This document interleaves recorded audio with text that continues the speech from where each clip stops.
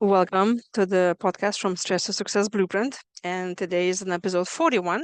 And I'm your host, Lolita Guarin. I am recording this from a hotel in Florida. And I'm attending this amazing conference where there's so much conversation about the values, the goals, who you are, identity, and all of this. And there was this exercise given to the whole audience to write it down 5 values that we stand for. And I understood one thing. It is extremely important for us to be authentic, obviously, but I'm inviting you now to write 4 to 5 values that you stand for. And then ask yourself, why are they important to you? How those values became your values? Because if you grew up in the environment where you were expected to do the best and succeed and achieve, and if you will not do that, you will be excluded from the group. You will do everything in order to go and do those goals, be driven, be doing action and living about those values. But are those values are yours? And how can you know that they're not yours? Is when you stand by them and then you're doing something and it just feels stressful. It feels draining. It feels like work. Guess what? That is not your value. That's not your goal. And that is not the action that you should take. Naturally, out of being from survival point of view, you will do that because that is expected of you. So how is that you identify something that's not yours and then do something that's yours? That takes courage.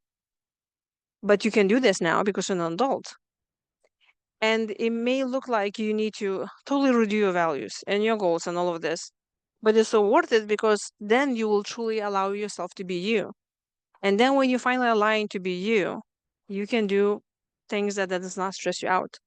Because when you're doing something that makes your heart sing, you will feel energetic. I remember, and I already mentioned this in previous episode, when I was all tired all day long, but I will sit down at evening to write my book, I would feel so energized because that's what I love doing it.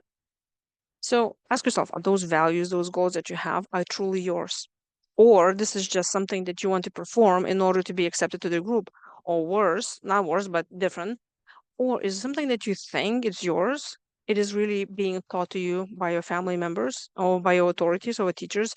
And you think, oh, if I'm going to do what they tell me to do, I will be like them. Then I'll be accepted into a group. Then I will be appreciated. Then I will be somebody like they are. And for example, if let's say you have a speaker in mind that you want to look up to, a politician or somebody or any authority that you think that they're very successful, you can think, oh, they were being very driven, they're being energetic. And for example, they can say, oh, those people work out, so I have to work out. But is this really your value? Or do you think that if you're going to do this, then you will become them? And mind you, there are some things that work for some people and does not work for others. But the point is, you always need to know what is yours, because only what is yours is going to work 100%. Other than that, it's going to be very, very hard to succeed in, and it can cost you more than you know. So leave me a comment below. And if you have those values that now you discovered that maybe not even yours. And if you're watching this on YouTube, please like and subscribe to my channel. And I'll talk to you tomorrow.